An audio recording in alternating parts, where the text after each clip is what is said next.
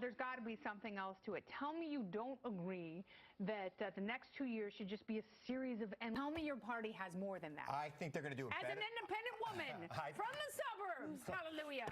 I think they're going to do a better job than the Republicans did when they were just endlessly investigating President Obama for 6 years when they took power in the House of Representatives. I think there could be balance. I think there are a lot of things that should be investigated. Scott Pruitt's tenure at the EPA, storm recovery in Puerto Rico absolutely needs to be looked at.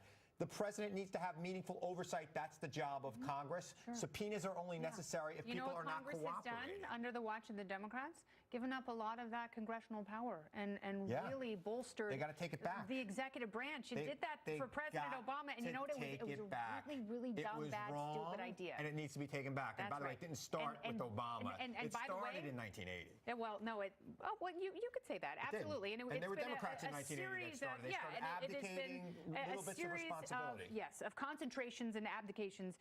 I don't disagree with you there. Very interesting article by Chad Pergram, and he said that if Republicans are smart, they will look at the 1994 playbook. That was a contract for America, or with America. I don't know. America. Yeah, it was. I always get my preposition. Some preposition. Wrong. Yeah, exactly.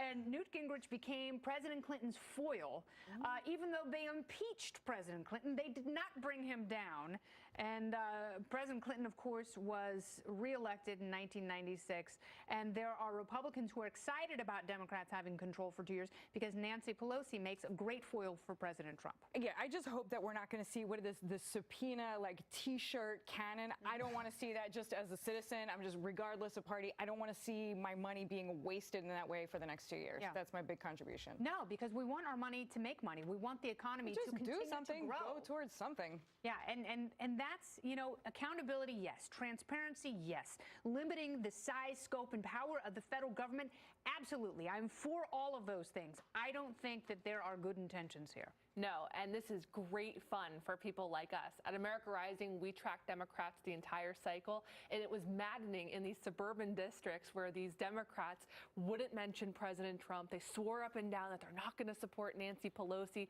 They were able to run these polite campaigns that presented themselves as moderates. Now they're going to have their first vote be for Nancy Pelosi as Speaker, and then they're going to have to take positions on impeachment. They're going to have to take positions on subpoenas. This is going to be great. Well, he's not going to get impeached. You know what it is, though? And I realize that it's not when you hear Adam Schiff and Jerry Nadler and some of these other congressmen talk about these essentially leftist ideas, they're not preaching to the choir. The choir is preaching to them.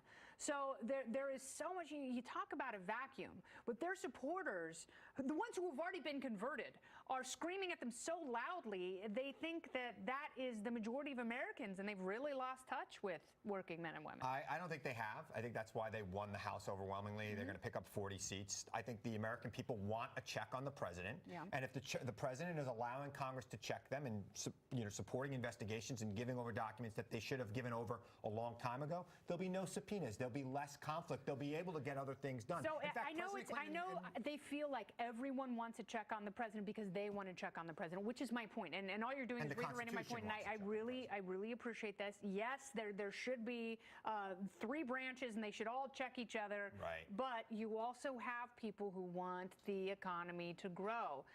Our economy is growing. Yeah. I mean, our economy is great. I mean, the bigger risk, and I know we're going to talk about this, market's going down. No, the U.S. economy is great. Why is the market going down?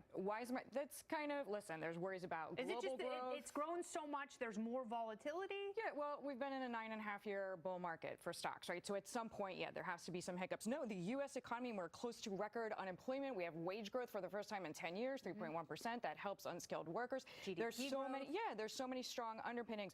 China is weakening. Its economy is weakening. Italy has a lot of problems. Europe, just by default, has a lot of problems. So I think there are a lot of people who are saying, okay, even if the U.S. is in a great position, we all are interconnected, like it or not. And there's a lot of American businesses that do business overseas, so that might be hurt. With China weakening, has the president been Cassandra here? Has he been the one speaking the truth about tariffs? And will he ultimately bring China to the table so we do have actual free trade with the second largest economy in the world? Well, I mean, I think that remains to be seen. I think that certainly President Trump shook up the political sphere in 2016, started talking about things that people weren't really talking about all that much. But I know for a fact that his talk about tariffs does resonate with people who don't live in New York City or Resonates with Washington, D.C. Democrats. But it scares a lot. I mean, it scares a lot of investors, whatever their political For sure, but just in affiliations terms of voters out there, and I think that, going back to what voters want, what voters do not want to see is just an unending obstruction of this president over and over and over again from Democrats. They don't want, especially if it's going to get in the way of economic growth. Yeah. He can't be Cassandra Kennedy. He's the president of the United States. We hang on his every single word. That's true. But right? you know what Cassandra did? She told the truth, but everyone demonized her as though Not she were just everybody's spewing lies. demonizing him, and everybody's listening It to him. feels like and every he Democrat is, moves and the that market hurts more than feelings. any congressional member or congressional committee. More than Alan or Greenspan? Anybody. Ever did? Probably, yeah. This guy needs to be restrained Then why don't you support in his him? own actions. If you really feel that, why don't you support him if he moves the market? I don't support the way he does it. I don't support the way he behaves as president of the United States. Someone sounds a little jelly. I don't support. I don't think you're ready for this jelly. I don't support his language. I don't think anybody's ready for this jelly, Kennedy. You're on fire tonight. Are you going to Caroline's It is after this? Monday. Woo! All right, thank you all so much. you. Deirdre, it's so good to see you. I'm glad Thank you you're for having back me. in action, and Chris and Alex. Thank you. Amazing. All right, coming up is North Korea keeping its promise.